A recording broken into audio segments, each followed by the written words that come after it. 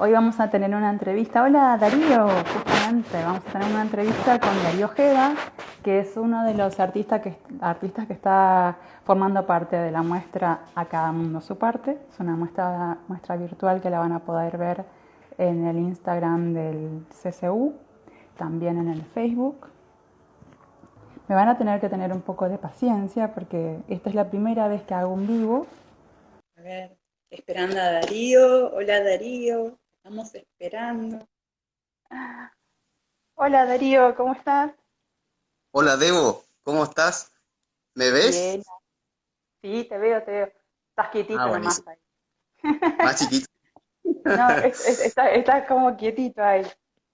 Sí, Vení, estoy te acá lo... para que no mover nada, ¿viste? Ya hice toda una logística para que el celular esté en buena posición, ¿viste? Un trípode Ah, artesanal. yo también, acá también en casa, todo un tema Estoy así, escenario, medio robot.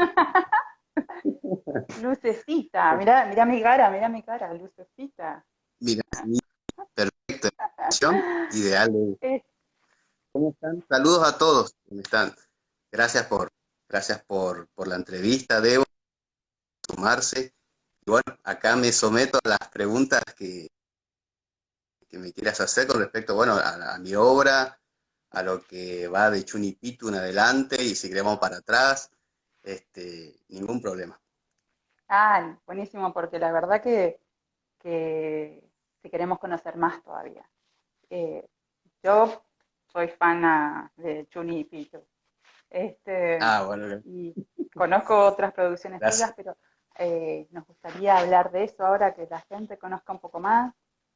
Y bueno, si te parece, eh, hago como una breve Saludos. introducción, te presento así un poquito.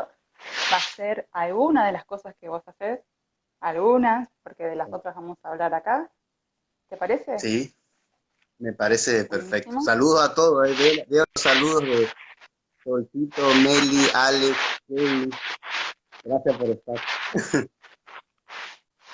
Se escucha un poco cortadito.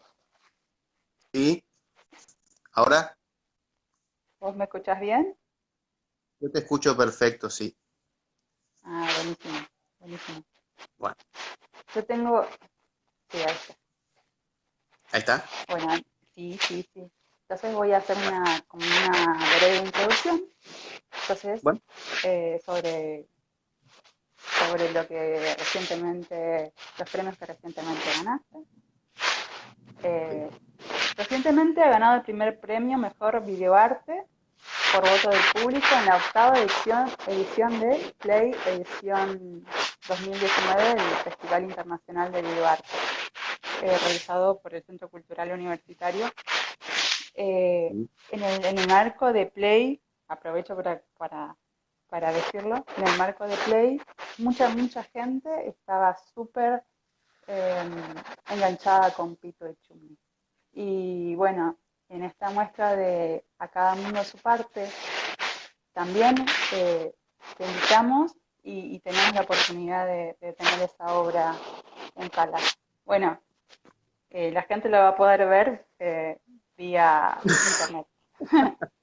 Este, ¿Te puedo empezar a hacer las preguntitas? ¿Podemos charlar? Entonces, Sí, pero perfecto. bueno. Ahí me está diciendo Kevin y Simón, hola. Se me atrabó el mic, dice, bueno, pues yo voy para atrás, ¿viste? Eh, Bueno, Meli me dice, no se ve la imagen, no ¿vos me ves bien? yo te veo ahí congeladito, así una Sí, sonrisa, todo, pero quedó congelada la imagen. me quedé congelado. Puch. A Sí. ver, a ver, ¿qué Hola, puedo? Fernanda. Hola, Fer, ahí se están uniendo. Acá arrancamos, Aldi también, se van sumando Hernán.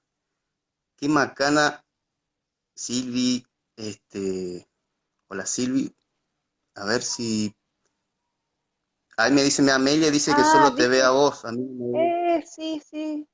Dice que solo me vea a mí. Hacemos, A ver si te tengo. que dice Nicolás. Gracias. Ah, Nico, ahí se unió Nico, un abrazo, un abrazote, amigo, que está en Nueva Zelanda. Hola, Fer, se unió Juli, Kevin, se ve conceptual, me dice Kevin. No, no Bueno, aparece, no apareces vos entonces. a ver, y si Ah, salgo y vuelvo a entrar, dale, dale, dale. a ver, Eh, no es un... Se ve borroso, para un cachito. Acá alguien dice, se ve Sí, borroso y pausado a Darío, pero ¿se ve a Darío? por lo menos está la imagen. Digan ustedes, ¿se lo ve a Darío? ¿Sí? ¿Vos lo ves a Darío ahí? Se ve borroso. ¿No?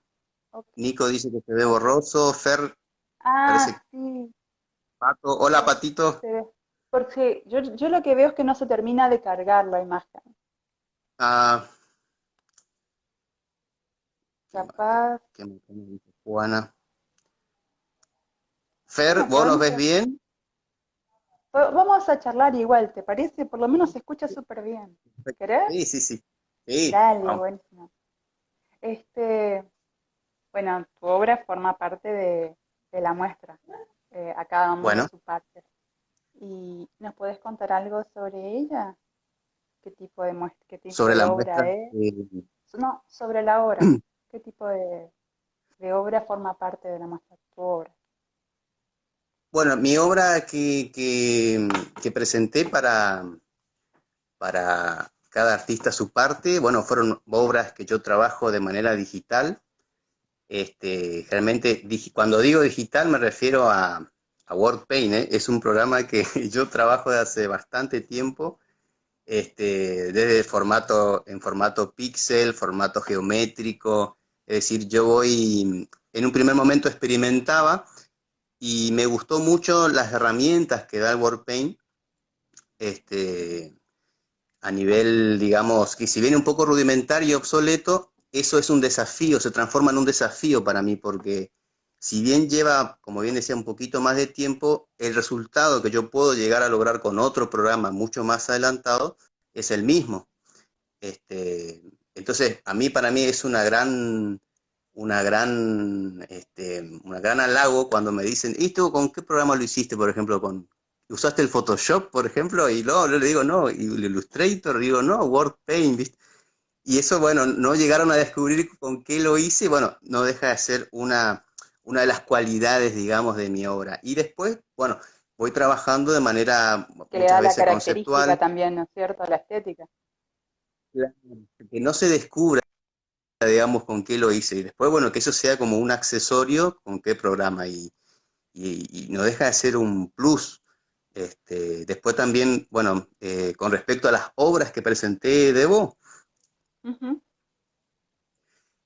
presenté sí. obras que van a trabajo geométrico de artistas, digamos, un trabajo que yo hago de retratos a nivel geométrico. No llego al cubismo, pero sí lo voy, digamos, utilizando la menor cantidad de imágenes, de figuras geométricas para transmitir la misma idea. Es decir, si yo puedo hacer con 3 cubos a Marilyn Monroe, bueno, voy a buscar las maneras que yo pueda, digamos, hacer al espectador que descubra que es Marilyn Monroe, usando las técnicas o usando ya la mínima cantidad de líneas, la mínima cantidad de cuadrados, porque es otra característica de mis obras es que yo casi no uso líneas curvas, es decir, todos son siempre con figuras geométricas muy lindantes al cubo, a Ujú. los cuadrados. Y eso también hizo que yo entrara en el formato píxel, y que me haya sentido cómodo también a la hora cuando hago obras en pixelar, el caso de Chunipitu, que fue Ah, otra incursión. ajá. Y Chuni Sí, Pitu, este, ¿cómo surgió el Chuni Pitu? O sea, hace cuánto nacieron Chuni Pitu? nació en el año 2009, para ser exacto. Eh, lo hice pensado en una historieta que iba a publicarse en Buenos Aires en un primer momento. Estos datos, digamos, muy pocos lo saben, pero iba a publicar en la revista Magma, que es una revista que editaba Rubén Meriggi en Buenos Aires, y eran 2 chicos con un lenguaje, digamos, del lunfardo porteño, es decir, 2 chicos Ajá, que viven en un barrio periférico que estaba en las afueras de Buenos Aires, ¿no es cierto?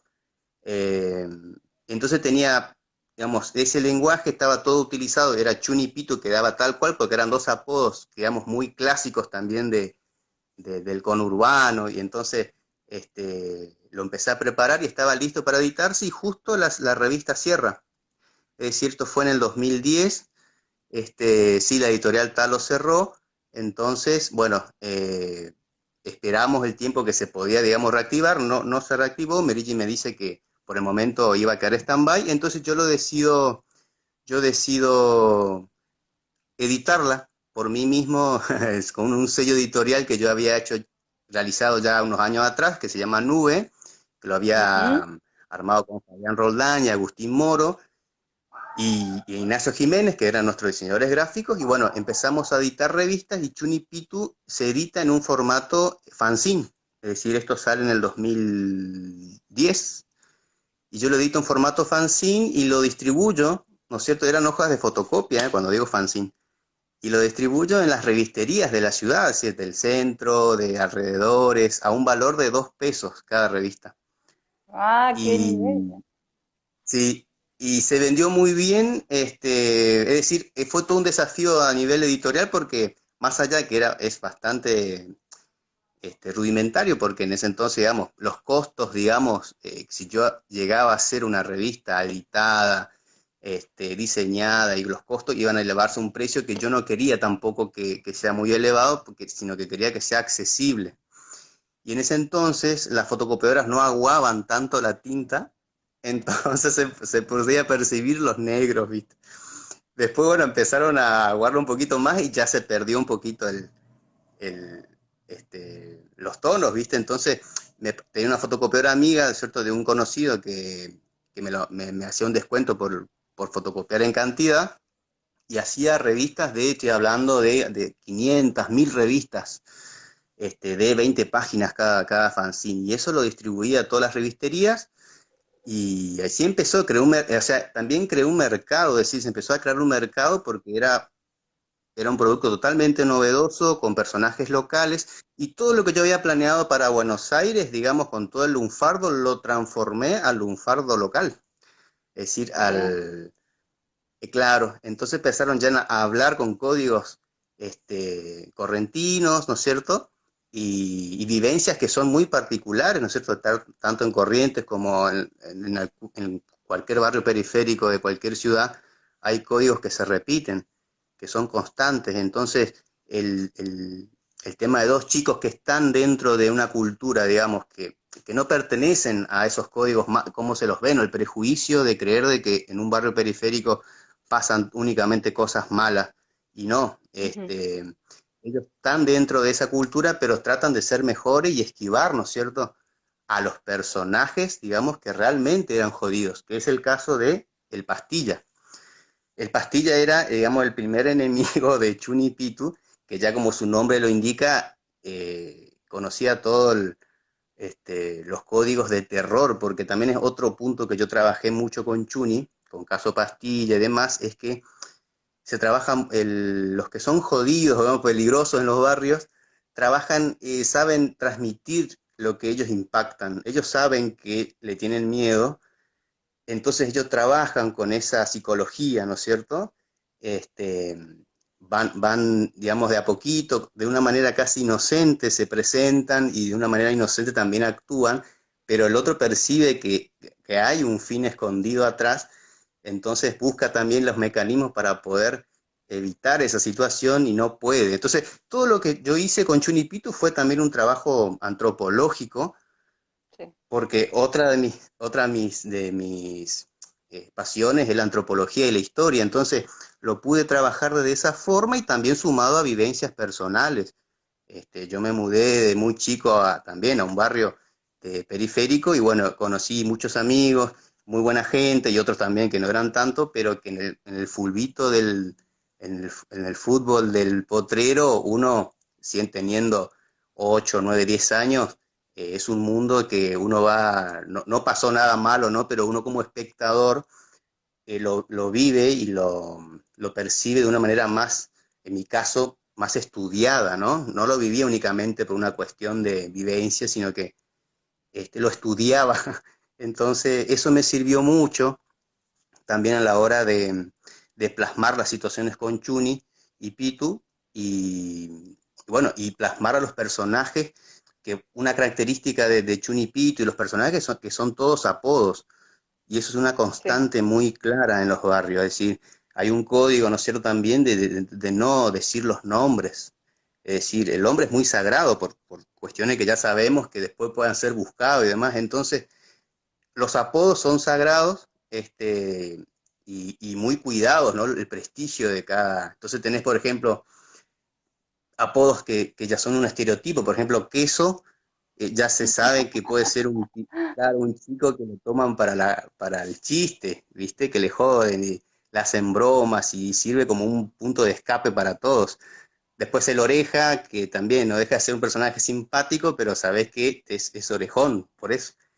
Y el caso Pastilla, por ejemplo, también ya te daba todo un indicio con el apodo de que era un poco de temer, ¿viste?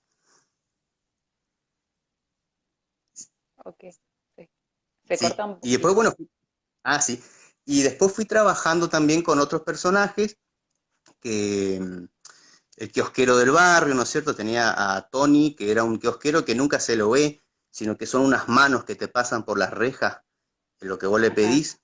Este, y después, y hay otro kiosquero también que nunca tiene lo que le pedís. Es decir, vieron esos casos que uno va a un kiosco y le dice, ¿tenés Sprite? No, vos sabés que lo último que vendí hace un ratito. Y tenés Narampol, no, vos sabés que ese ayer se me terminó. O sea, nunca tiene nada. Entonces son esos Cerrar el kioscos que kiosco. uno, uno dice, agarrá y cerrá el kiosco. Pero así situaciones técnicas, digamos que uno va trabajando y uno lo va viviendo, y que Chun y Pitu siempre nunca tocan temas, digamos, que conozco, ¿no es cierto?, que en un barrio pasan muchas más cosas, pero que en Sí. Chun y Pitu yo lo toco de una manera eh, cómica en un punto, pero también de un análisis antropológico por el otro, porque no se ofenden. Es decir, yo no, cuando trabajo estas situaciones, Mm. uno tiene claro que puede llegar a ofender a ciertas personas que pueden sentirse tocadas, ¿no es cierto? Yo creo que en mi obra nunca hay un estereotipo fijo con respecto a eso, que he visto, ¿no es cierto?, con el correr de los años, que muchos humoristas y demás, ¿no es cierto?, exaltan, pareciera ser lo grotesco, ¿no? Como que si uno trabaja con elementos barriales, lo grotesco es lo principal, ¿no es cierto?, cuando eso se da en cualquier Ujú. circunstancia, ¿no? No únicamente por una Sí. clase social. Entonces, bueno, ese tipo de trabajo yo hice de una manera muy cuidada, y obviamente hay situaciones, por ejemplo, que, bueno, el Pastilla tiene, por ejemplo, su bandita, es decir, hay que tener en claro que no andan solos, ¿no es cierto? Entonces, tienen como banditas que nunca se muestran, ¿no es cierto? Siempre con la capuchita en la cabeza, y el Pastilla, supongamos, tendría 10 11 años, y, por ejemplo, yo recuerdo experiencias que, por ejemplo, un nenito que fumaba a los 10 11 años en los 90 era muy parecido a un demonio, ¿no? Porque era como rompía todo, un cigarrillo estoy hablando, Todo ¿eh? un Hoy día esquema. ya era todo un esquema, ¿no? El tipo estaba entregado ya al mal directamente. Y cosas que, claro, que se perciben, y que, bueno, y que yo lo fui trabajando a la historia, y sola la historia se va a la escuela, es decir, hace el secundario la noche, es decir, es un chico son chicos que no, que comparten los códigos, pero que saben lo que está bien y lo que está mal. Sí.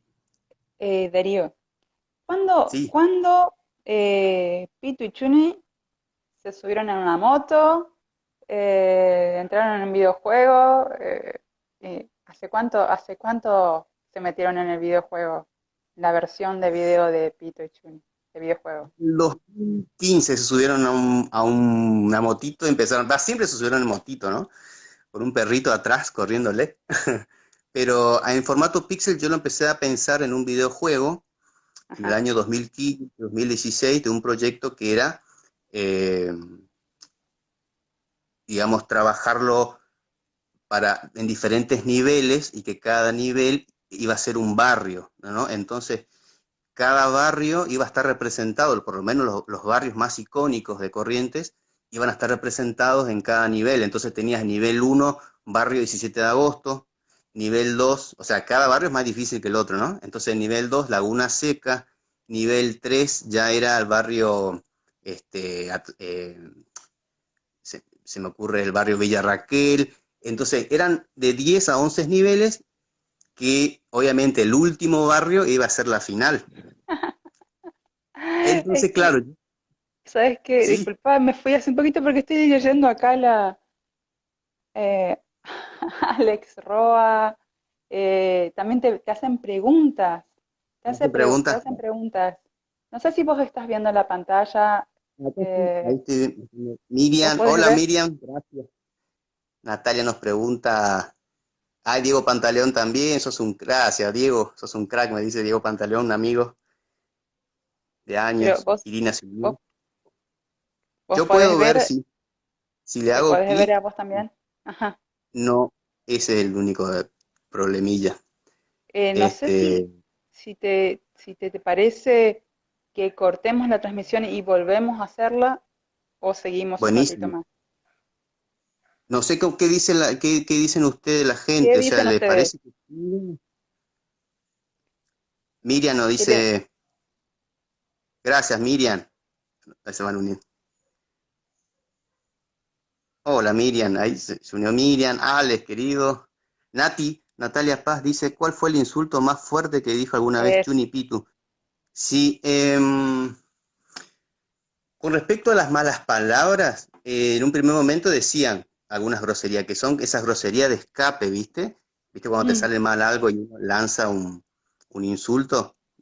Vos te imaginaste el más característico, pero después lo fui sacando porque ya era un recurso también, yo lo veía como un recurso muy fácil, ¿no? Es decir, uno, si es genuino el insulto, causa un impacto y está bien puesto, ¿no? Pero ya cuando empezaban viste, a usar en demasía, ¿no es cierto?, esas malas palabras, ya va yendo por el lado de lo grotesco, entonces yo quería evitar eso. Pero que lo dijeron en un momento, lo dicen, sí. Este, ok. sí, no lo Y voy a, no lo voy a decir cuál es el insulto, pero no, sé, no, no, sí, no. de que lo dicen, Pitu, lo dicen, sí. Pitu, Chuno no lo dirían. Actualmente No, no lo no, no, dirían. no, ya no. Gracias, Y Fer. No, dice Fer que sigamos, que sí, no hay sí, sí, problema. yo ya Ahí está. identifiqué ahí. Bueno, tómenlo como un programa de radio, ¿viste? Si no me Tenemos la ven, fotito. tenemos Después la fotito. subimos una fotito. Todos. Pero sí, Alecita Y se unió también. Un saludo para Ale. Sí, Darío, tenés muchos personajes creados sí, y trabajaste en muchos proyectos.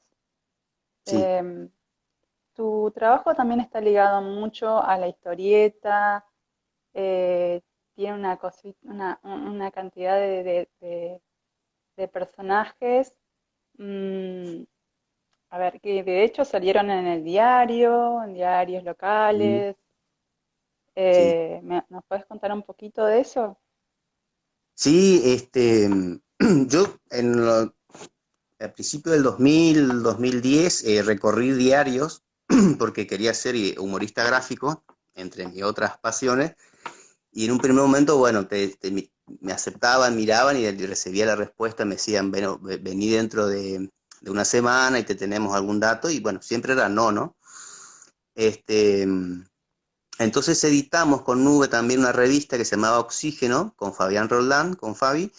Yo lo hacía los guiones y él hacía los dibujos, y también había algunos chistes y unos gags, ¿no es cierto?, de humor, y la editamos eso en el año 2008, que fue nuestra primera publicación con el sello de Nube. Y después seguí trabajando, enviando algunos trabajos, seguí trabajando en su momento con Rubén Merigi también, haciendo guiones para historietas, este, Espectacular. sí, ¿Qué, y sí, te, no, no, te escucho, Teo. qué historietas, por ejemplo? De Vikingos, por ejemplo, bueno, Rubén Merigi yo lo considero un mentor porque él cuando nosotros en el 2008 empezamos a hacer eventos en el CC, en el Centro Cultural Nordeste, en Resistencia, de historietas, Rubén Meriggi fue una de las personas que más me apoyó en ese entonces, ¿no es cierto? Él poniéndose a disposición para dar talleres, cursos, en esa amistad que se fue formando, también me fue dando tips, formando también, dando una oportunidad laboral. Entonces, en ese trayecto también uno va aprendiendo, ¿no es cierto? Y bueno, este, al darme la oportunidad de desarrollarme de manera profesional, eso también ayuda mucho también en la confianza que uno tenga con su trabajo, ¿no es cierto? Y después, bueno, sí, totalmente. Y bueno, y fui trabajando, haciendo guiones, hasta que en el año 2012 empecé a trabajar en la revista El Canillita, que es una revista escolar, eh, para un personaje que se llama Mitaí, que era un niño guaraní. Entonces ese indio guaraní salió durante un año en la revista escolar El Canillita, donde mensualmente salían unas de 4 a 6 páginas a toda color, que narraba todo, ¿no es cierto?, la mitología guaraní, pero para chicos. Entonces eso fue también un desafío en su momento, este, para el público infantil, otro público que tiene otros códigos, ¿no es cierto? Hay que adaptar muchas cosas, ¿no es cierto?, para, para presentar tanto villanos como héroes, y obviamente el gancho era de que difundir el idioma guaraní, por lo tanto también los personajes en cada diálogo lanzaban una palabra en guaraní. Esto fue, sí, seriado durante un año, y después seguí trabajando, yo hacía las tapas de la revista, la historieta y algunas ilustraciones también para la revista, y eso fue durante 2, 3 años. ¿Y eso lo hacías con un programa, mediante Ahí yo la trabajaba. compu? Lo dibujaba a mano, o sea, una hoja en ese entonces, yo trabajaba hoja A3, estilógrafo, tinta china, pincel de manera tradicional, y le daba las indicaciones en ese entonces a Renzo Almirón, son amigos y diseñadores gráficos que trabajamos en Nube, y a Ignacio Jiménez, y también un momento Carlos Alarcón. O sea, tenía yo un equipo de trabajo que Ajá. desarrollaba, yo hacía toda la historia, el guión, el dibujo, y ellos los pintaban, ¿no es cierto?, con las indicaciones previas. Y así trabajamos durante bastante tiempo. Y así se fue como formando también el grupo, hasta que en el 2015 nosotros tenemos un sello editorial que es Nube, y sacamos la revista Apogeo en el 2015. Es decir, siempre estuve, ¿no es cierto?, en el mundo de la historieta.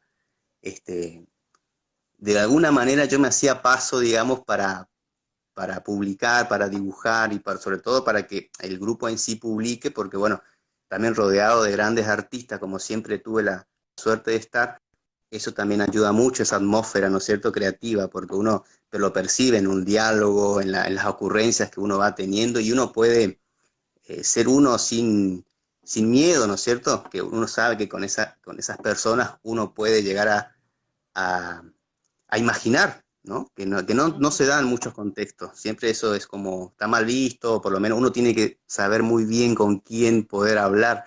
Entonces, compatibilizamos por el lado de que nos gustaba el dibujo, la historieta, y, y bueno, se fue desarrollando hasta el día de hoy, que, que vamos trabajando en diferentes ámbitos, preparando ya a esta altura museos, muestras para museos, para arte contemporáneo, en el caso de Arteco. Es decir, se fue como el grupo mismo fue evolucionando hasta, hasta hoy día somos casi 20 personas, 20 artistas que estamos trabajando Wow. juntos, cada uno en diferentes modalidades, sí. La escultura, pintura, ilustración digital, en fin, y anexado a eso también, que muchos son docentes de arte, entonces eso también suma muchísimo a la hora de trabajar, ¿no es cierto?, porque ya tiene una formación académica que es sumamente importante para, para difundir y para plasmar las obras, obviamente. Ahí estoy viendo los saludos de todo, no me quiero, mientras hablo voy viendo. Ahí, hola Leo. Leo se unió, Leonardo querido, Darío Bueno, le Burgoa. vamos a aprovechar y le vamos a decir a la gente que si quiere dejarnos preguntas para Sí, Darío, puede ir poniéndolas, así que en un ratito les vamos a ir preguntando también. Y Darío, sí, contanos un poco de este proyecto, para cuando, bueno, las cosas han cambiado un poco, ¿no es cierto?, con el tema de la cuarentena y todo, pero se sigue trabajando de alguna manera. Em, sí. Contanos sobre el proyecto justamente, que están haciendo. Ahora nosotros este año tenemos programados dos muestras, una en Arteco, que se va a hacer a fines de mayo, con Nube Ediciones, o sea, ahora se va a llamar Espacio Nube, y aglomeras 6 artistas, Espacio Nube hasta el momento, que es Fabián Roldán, Carlos Vivas, Kevin Mayore, Alex Roa y quien les habla, yo. Y estamos con diferentes modalidades, ¿no es cierto? Vamos a presentar desde el fines de mayo, 29 de mayo al, no, miento, sí, 28 de mayo al 31. Ujú. Y para el mes de agosto tenemos programada otra muestra con temática guaraní, que ahí estamos ya 15 artistas trabajando en diferentes modalidades, Epa. tanto en formato sí, digital, formato, bueno, las clásicas que son las modalidades de pintura, escultura, y una nueva modalidad que es dibujo animado, que son todos los trabajos audiovisuales, porque eso es otra de nuestras pasiones, es el dibujo animado, así que este, Luis Bogado, ¿no es cierto?, muy gentilmente aceptó el ingreso de esta modalidad dentro de la muestra guaranítica, que tiene el título, se llama Guaraní Ticó, es decir, hacemos uso de, del ticó, ¿no?, que es muy, Let's muy go. característico de ese, sí, de ese sufijo. Entonces, este, vamos a trabajar con toda la que es mitología guaraní, leyendas, las deidades de la mitología de la creación, es decir, hacer una muestra totalmente integral. Y ya están desde artistas consagrados, artistas, ya todos vienen trabajando desde hace mucho tiempo y bueno, transformamos al grupo, cada uno con su especialidad. Entonces cada uno da lo mejor de sí en la modalidad que más ellos se sienten cómodos, caso de escultores, pintores específicamente, diseñadores gráficos que pueden trabajar a nivel digital, y la otra modalidad nueva que son los dibujos animados, que ya nosotros venimos trabajando eh, en el CSU con las muestras de Master Comics. Sí, sí, sí, sí. Entonces ya en esta oportunidad lo que vamos a hacer es producir nuestros propios cortometrajes, ¿no es cierto? O sea, adaptar mitología guaraní en cortometrajes animados. Cuando hablo cortometrajes hablamos de doblaje, desde el diseño de personajes, todo lo que sea referente a la producción de un cortometraje, ¿no? Es mucho Este, trabajo ese. ¿Hace cuánto mucho vienen trabajo. trabajando con eso?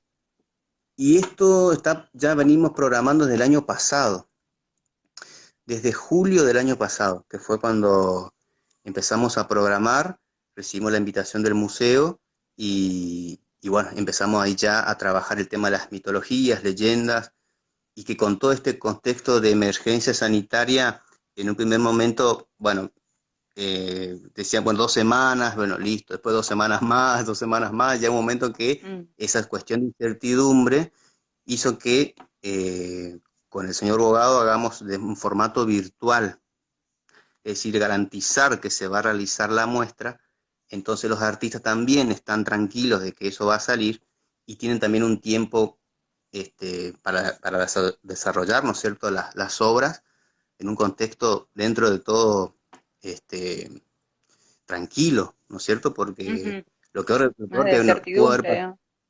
claro, lo peor que pudo haber pasado es la incertidumbre. Ujú. Entonces, ya no se sabe qué va a pasar, qué no va a pasar, si va a surgir. Entonces, este tipo de plataformas, que es el caso virtual, en ese aspecto nosotros que nos desarrollamos a nivel artístico nos ayuda muchísimo porque, por un lado, nos difunde, y por otro lado también, bueno, vamos creando un público para que el día de mañana, cuando se pueda hacer en formato físico, bueno, podamos conocernos, ¿no es cierto? Y estar todos como debe ser, ¿no es cierto? Cara a cara, en estas cositas si bien es un accesorio, pero nosotros también somos de manera de trabajar tradicional y obviamente es un cambio que recién nos estamos adaptando en muchos casos. Ujú. Este, que cuando surgió todo esto parecía que se terminaba todo, ¿no? Pero, pero bueno, este, acá estamos y bueno, metiéndole ficha, este, trabajando bastante, produciendo, pasándonos nuestras ideas, y eso es lo lindo también, ¿no? De que cada artista que tenga su espacio, que cada artista sepa que puede trabajar de manera tranquila, también dentro del grupo se puede trabajar de manera conjunta. Es decir, esa siempre fue la idea de Nube cuando nosotros arrancamos ya en el 2008, de formar un equipo de trabajo, este, y presentar todas las modalidades, ¿no es cierto?, que tengamos para desarrollarnos, porque a fin de cuentas, más allá de que muchos son docentes, también son artistas. Entonces, y necesitan en ese espacio, ¿no es cierto? Yo también crecí en los años 90, principios del 2000, y parecía que no había espacios, ¿no es cierto?, o sea, más allá de lo que haya esté establecido, había que arrancar de cero. Y después de tantos años de trabajar en eso y de unirnos, porque esto es un trabajo mancomunado, ¿no es cierto? Se van dando Sí, las cosas y también sí, es una consecuencia, ¿no? Entonces, de pero la es un trabajo constancia largo del que trabajo. Sí. también, sí. Y bueno, y así, bueno, volviendo a lo mío, a mis trabajos, bueno, yo en el caso docente que yo hablaba recién, también a mí me gusta mucho lo que es docencia y, y bueno, doy clases, ¿no es cierto? Yo arranqué a dar clases desde los 16 años, que daba clases particulares, ¿no es cierto?, de historia, porque esa es otra pasión mía que es la historia, ¿no? Yo arranqué con eso y entonces tenía algunos particulares, ¿no es cierto? Y me inscribí en el 2003 al profesorado de historia perdón, licenciatura en historia en Resistencia, ¿no? En la UNE. Y allí me hice muchos amigos, un equipo de trabajo también, y ya tenía idea de sacar una revista de historia, o sea que lo editorial estaba bastante presente en mí, porque lo que yo quería era comunicar. Entonces también hice que yo incursión en periodismo, también en Radio UNE, ¿no es cierto?, con Martín Gómez. Ahí Fabián, un abrazo. Hola, Cacho, Fabi. mi viejo, un abrazo. Hola Fabi, estoy congelado, me dice Debo, así que te estoy saludando, aunque no se ve, imagina. Cerremos los ojos, Cerremos imaginemos. los ojos y imaginemos. Sí. Y bueno, Fabi también, gran baluarte, amigo. Cuando arrancamos esto, él también trabajamos de manera conjunta. Con Fabi, eh, cuando trabajamos historietas juntos, los dos sabemos lo que él busca de mí y lo que yo busco de él. Es decir, nunca tuvimos. Hola Claudio. Ah, Fer, gracias por estar ahí. Nunca tuvimos, son esas personas, viste, que uno ya trabaja de manera sin, sin contrapuntos, viste, decir que, ahí está, Debo, ahí, Saludos, yo saludo también, así todo. Total, así, yo ya, me muevo acá. mira, Kevin, ahí Fabio, el artista más, que ¡Hey, y bueno, con Kevin! todos los artistas, cuando arrancamos fue Fabi, yo y Agustín Moro, que ahora está en Buenos Aires, y siempre fue la idea de aglomerar, de trabajar en conjunto. Sacamos una revista Oxígeno, que es una revista de filosofía, es decir, todo lo que yo venía a la carga, digamos, eh, de conocimientos que yo manejaba en esa época, necesitaba un poco transmitirla o por lo menos eh, hacerla conocer, ¿no es cierto? Uno canalizaba en ese entonces, hoy día existen las redes sociales, ¿no es cierto? Hoy la gente canaliza de otra manera, pero en ese entonces más aún era a través de un libro o una revista. Entonces, y había público que, ¿no es cierto?, que esperaba eso. Entonces nosotros tenemos esa cultura muy tradicional del papel, de la revista, y eso hizo que yo dé curso de historietas también, tanto en Resistencia y después, gracias a Fernanda Tocalino, una gran amiga también, que nos dio la oportunidad en el CSU, y así se fue formando el grupo, me fui formando también yo, este, dando las clases con alumnos maravillosos que conocí durante todos estos años de cursos, de historietas, tanto Jorge Silva también en escultura. Es decir, todo eso es una carga de experiencia y emotiva que te van formando, uno va aprendiendo y, y va disfrutando ese camino. Este, Nico dice acá, hasta de ventríloco lo hace bien, dice. Nico, Nico, un amigo También está en... te dicen que sos, dice Fabio, el artista más sexy de nube. Ah, sí, Mirá, Kevin, sí, Kevin. sí, sí. Y bueno, y así fui Este, trabajando hasta el día de hoy, después se fueron abriendo puertas y fue incursionando en televisión también, ¿no es cierto?, en dibujos animados, caso de Tinio Gargamusa. Este, totalmente, ahí también quería llegar. que- Contanos eso. ay, Yo quería me llegar. quedé con la boca abierta cuando me enteré.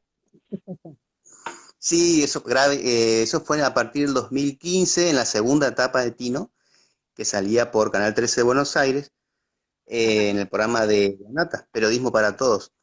Y, y Gabriel Marquesini, un amigo que lo conozco ya hace un tiempo largo, que él vino a dar una vez una clínica de animación en el año 2007, 2008 más o menos, en el CCU. Ahí lo conocí porque yo era gran fanático también de Tino Gargamusa, como fanático de la animación, me gustaba la animación argentina, me gustaba Tino Gargamusa. Entonces, en el 2015 yo, en esa época del Facebook, yo posteaba algunas cosas que eran irónicas, ¿no es cierto? Tipo la profecía del día, ¿no es cierto? Entonces yo daba una profecía de lo que iba a suceder en el día, basándome en las noticias del día, ¿no es cierto? Que lindaban lo irónico, lo sarcástico y entonces ese tipo de humor, digamos que Gaby le gustaba. En el 2015 bueno, me dio la oportunidad, me dijo, ¿querés probar con un guión? ¿Viste? Porque él me decía, mirá, estamos por empezar en Periodismo para Todo, después de un tiempo que Tino y Gargamusa no había salido al aire, y bueno, probé el guión y le gustó y así arrancó, ¿viste? Empecé a trabajar en los guiones de Tino y no te quiero contar la emoción mía cuando vi mis chistes saliendo por la tele, ¿viste? Este, y así fue. Con Gaby también es otro artista porque él es dibujante, guionista, hace stand-up, es decir, es un artista muy completo. Eh, Maneja muy bien el humor inteligente, de salón, es ese tipo de humor que jamás cae en lo grotesco, sino que cae en lo, en lo irónico. Entonces empezamos a hacer buen feeling de trabajo y casi muy pocas, ninguna idea mía o de él estaba mal. Es decir, cuando terminamos el guión, bueno, él me decía, mira, Dari, tengo que sacar unos guiones porque no entramos, porque eran 2 minutos de, de espacio que tiene Tinio Gargamusa en el programa, o sea, no podíamos salir de 2 minutos. Entonces, todo el humor que tenía, humor político, había que empezar a sacar algunos chistes que la verdad daban pena porque estaban muy buenos, pero qué pasa que el que quedaba también estaba mejor, así que era así, era trabajar desechando cosas muy buenas más que malas, y eso fue muy lindo también, o sea, eh, la oportunidad que me dio para trabajar en guiones, en este caso de Tino Gramusa, animación, fue otra de unos logros, digamos, un logro personal que yo tenía de poder trabajar en guión para tele, entonces, este, bueno, eso fue otro punto importante de mi vida. Me imagino lo impactante que debe haber sido esa primera vez que viste ahí. eh, Sí, sí, tiene fue con un mucha chiste, influencia. Ah, no, decilo, sí, decilo. no podía creer, o sea, yo me acuerdo que era un chiste sobre Randazzo, vieron que en el 2015 lo sacaron, iba a ser candidato a presidente y terminó siendo Soli, entonces yo había hecho un humor, ¿no es cierto? Un chiste, ¿no? Que en la venta de pasajes de aviones había clase Randazzo, es decir, que te bajaban rápido, digamos, o sea, vos tomabas el avión y con clase Randazzo bajabas rápido, entonces y eso gustó tanto y cuando yo lo vi, este en primer momento, bueno, fue un momento muy emotivo porque, bueno, y así empezó empecé a trabajar con él, a hacer guiones, era un guión por semana, por lo tanto nosotros trabajamos, suponete, de lunes a martes, porque el miércoles tenía que estar listo el guión, y ahí va la animación, se trabajaba en animación ya con el guión resuelto. Entonces, y eso, una vez que se editaba, se pintaba y se hacía el doblaje, salía el domingo a la noche. Entonces teníamos ese plan de trabajo. Entonces yo los lunes y martes básicamente estaba pendiente con los guiones y me guardaba para trabajar en los guiones de Tino. Este, y bueno, y así fue durante de 2015 hasta el 2018, más o menos, que el año pasado no salió al aire, Ujú. pero, pero fue toda esa etapa, digamos, la nueva etapa de Tino y Bergamusa. Y también, bueno, como dijiste antes, eh, estuviste como profe de historietas, con muchos Y, alumnos. y eh, ¿Cómo fue eso? Porque eh, conozco mucha gente, de hecho, mejor dicho, mucha gente te conoce también como profe y tuviste muchísimos alumnos. ¿Cómo fue sí. eso de trabajar con el tema de la historieta? Si bien ya venías, eh, digamos, con la parte de historia y enseñando historia, este, ¿cómo fue eso de dar clases de historietas? ¿Qué es lo que te gusta tanto? Fue porque uno que eh, el dibujo, para mí, digamos, es algo que yo lo hago todos los días. En un momento del día yo dibujo desde muy chico y desde muy chico me gustó ser docente. Es decir, me gustaba mucho ese rol, ¿no es cierto?, de ayudar a otros a aprender. Y en un primer momento lo hice, fui docente de inglés cuando era en la secundaria, daba apoyo Ujú. escolar eh, para, para chicos, ¿no es cierto?, de ingreso a primaria. Después trabajé muchos años, del 2003 al 2010, 2012, de profesor particular, ¿no es cierto?, en un instituto de apoyo universitario que se llamaba IPAE, donde yo daba ingresos, preparaba para el ingreso a las Fuerzas Armadas, tesis, este, tesis de profesores que se iban a recibir, de historia, de literatura, no siempre fue en las ramas sociales, digamos, Ujú. en ciencias. Y eso obviamente me fue también formando, adiestrando a tal punto que llega un momento que uno ya siente una necesidad, pareciera, de enseñar, ¿no es cierto? Por lo menos crear un ambiente donde se pueda aprender. Y después ahí arranqué con la historieta, que gracias a la amiga Fernanda Tocalino, que aceptó la propuesta de Nube cuando yo en el 2014 le llevé la propuesta de Supercomics, que yo venía trabajando en Resistencia, con Federico Beirabé, pasé para Corrientes, ¿no es cierto? Por una cuestión también de que ya me era mucho más cómodo moverme acá en Corrientes que ir y venir todo el tiempo a Resistencia me resultaba muy tedioso. Ujú. Entonces, este, me dio la posibilidad, Fer, de trabajar acá y bueno, ya empecé con los cursos de historietas, con toda una, bueno, adaptándome a los chicos, pero que no me fue difícil, para nada. Al contrario, yo, digamos, uno apela, ¿no es cierto?, a su rol docente y ya va identificando, ¿no es cierto?, a los alumnos que tienen una formación previa, otros que están buscando, cada alumno busca un fin diferente, entonces uno va individualizando, ¿no es cierto?, esas, esas necesidades y va adaptando el contenido que uno tiene previsto para no ser tan chocante, porque por ahí, y eso lo vas aprendiendo con los años también. Es decir, los planes de clase y demás, por ahí, bueno, hay chicos que yo trabajaba de un chico de 6 años y pasando a un chico de 25 o un hombre de 50 están buscando cosas totalmente diferentes.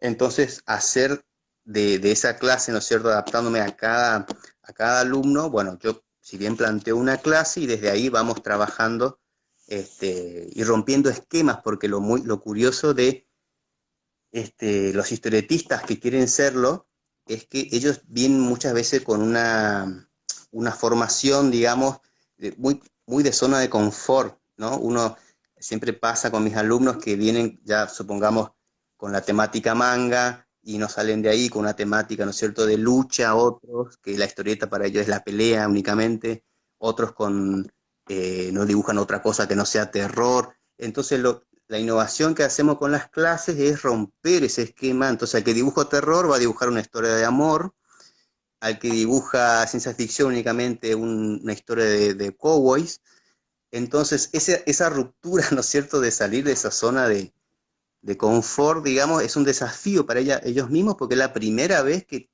se le plantea decirle, no, vas a trabajar con esto y vas a usar estas herramientas y entonces, en un primer momento quizá a alguno le parece tedioso, pero al darle las herramientas que por ahí no desconocían de la historieta, que es el manejo de planos, perspectiva, las líneas, el uso de los blancos y los oscuros, es decir, que La por ahí creación de creen los conocer, personajes también, ¿cierto? O sea, es una claro, búsqueda esa. la creación de los personajes, es decir, y muchos que vienen sin formación de dibujo y lo pueden hacer igual, porque muchos creen que para hacer historieta sí o sí tienen que hacer un Horacio Altuna, un dibujante consagrado, sino dibujar bien, obviamente que es el ideal, pero que uno puede transmitir una idea no siendo figurativo exclusivamente, es decir, hoy la historieta se abrió muchísimo, basta con ver, ¿no es cierto?, el Facebook o uno ve las revistas de historietas que vienen y cada vez son mucho más simplificados. Entonces eso también hace que se pierda el miedo a los que quieran estudiar historieta, pierdan sus miedos, ¿no? Y sobre todo otra cosa importante, Debo, que es las muestras. Nosotros al final de siempre de cada curso hacemos unas muestras de los trabajos que hicieron durante el cuatrimestre y eso o bien la publicación de una revista con sus dibujos finales, porque eso es otra cosa, claro, otro punto muy importante para el dibujante o el historietista, que es ver sus trabajos en el papel. Es decir, no se Y compara eso. compartirlo también, y otro que otro lo pueda ver también. No tiene precio. Es decir, para un dibujante o un historietista que ver en papel y que otro lo está leyendo y es más allá de que esté bueno o no, que pase o no diferente, pero verlo en el papel es como un hijo. Yo siempre le digo a los chicos que uno en la revista cuando dibuja una historieta, piénselo como que van a ser su hijo y que quieren que sea lo más lindo posible, ¿no es cierto? Entonces, este, eso hace que también sea un desafío para ellos mismos y bueno, y durante todos estos años fueron pasando infinidad de alumnos que después se transforman en amigos, vuelven a, vuelven a cursar los cursos que damos, y eso es un premio, ¿no? Cuando un alumno vuelve, no significa que no haya aprendido, sino que realmente le gustó tu clase, entonces quiere volver a vivir la misma experiencia, o por lo menos estar en esa atmósfera de, de una sala de arte que no tiene comparación, desde los olores de las témperas, las tintas, el olor ¿no es cierto?, a los pinceles, y qué sé yo, que se caiga una tinta china sobre tu hoja recién terminada o en el suelo, o sea, sí, accidentes que son gajes del oficio, pero que no dejan de ser un plus importante, ¿no es cierto? Tal cual. Y bueno, Sí, tenés muchas producciones, sí, la editorial de Nube sí, Ediciones, Oxígeno también, ha sí. salido en su momento, yo no sé si sigue estando, ¿cierto? Sí, claro. Revista Ok, Oxígeno. sí. Entonces, Sí, sí. ¿dónde la gente podría seguir viendo las producciones de ustedes, tus producciones? Eh, Nuestras ¿Dónde los producciones buscan en nosotros la web? en Instagram, ahora estamos en Instagram, tenemos un Facebook también que se llama Nube Ediciones, y ahí van a estar todas nuestras producciones. Nosotros asistimos ya hace años a diferentes ferias, muestras, exposiciones en el CCU, eh, editamos revistas y ahora estamos ya con proyectos que amalgama mucho más artistas de diferentes modalidades, trabajando ya con el Museo de Bellas Artes, con Arteco, es decir, ahí van a ver toda la movida actual, y todas nuestras producciones también.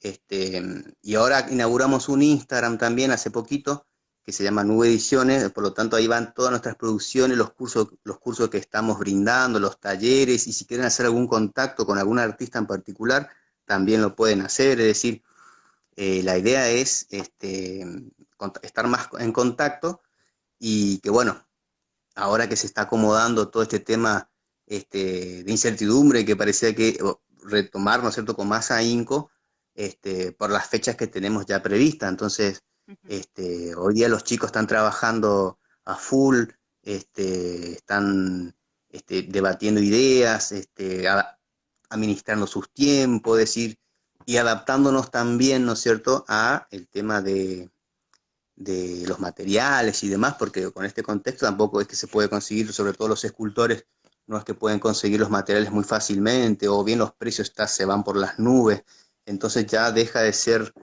ya no, deja de perder esa perspectiva, digamos, económica, para lo que no queremos es que sufran haciendo su trabajo, ¿no es cierto? Entonces nos vamos adaptando y bueno, y seguimos produciendo.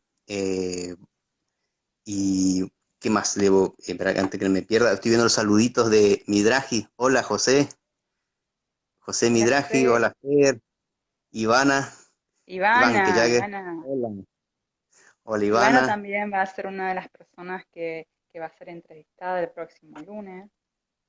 Ah, buenísimo. Ahí vamos a estar para ver Así que entonces. Ivana. Ahí Marcelo, hola Marcelo, gracias por tus comentarios. Fabi, Mucha, Nico, bueno. mucha, mucha gente así te dice, grosso Darío! Sí, ahora no me ven, todavía no me ven. Muchos no me conocen todavía, es todo un... Ahí sí, Fer, bueno, vamos cerrando, Fer.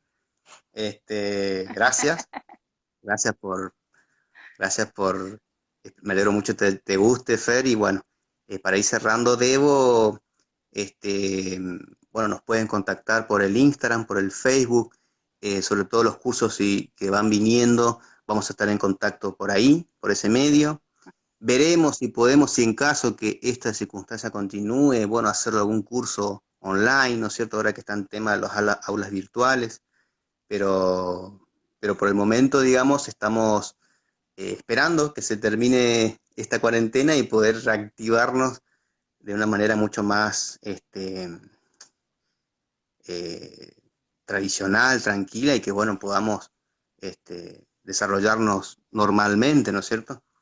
Y nosotros te agradecemos mucho eh, Sí, Debo. por haber aceptado la entrevista, por esta linda Gracias. charla. Así Ah, que, bueno, la gente que te busque en las redes, que busque toda la sí, producción que tenés, que es muy amplia. Y bueno, y ahora te vamos a ver en Arteco, en el museo, junto con con el grupo. sí. Este, así que, no sé, súper agradecido. No, pues Debo, gracias a vos por siempre tu buena onda, por tu predisposición, por las excelentes preguntas que me hiciste. Y bueno, así que ya saben, cuenten conmigo para lo que necesiten. La próxima prometo tener cámara. Esta vez Imagen en movimiento. va a ser un movimiento, claro. Fue un formato radial, pero no por eso no dejó de ser muy lindo. Así que te agradezco mucho, le agradezco mucho a todos que se sumaron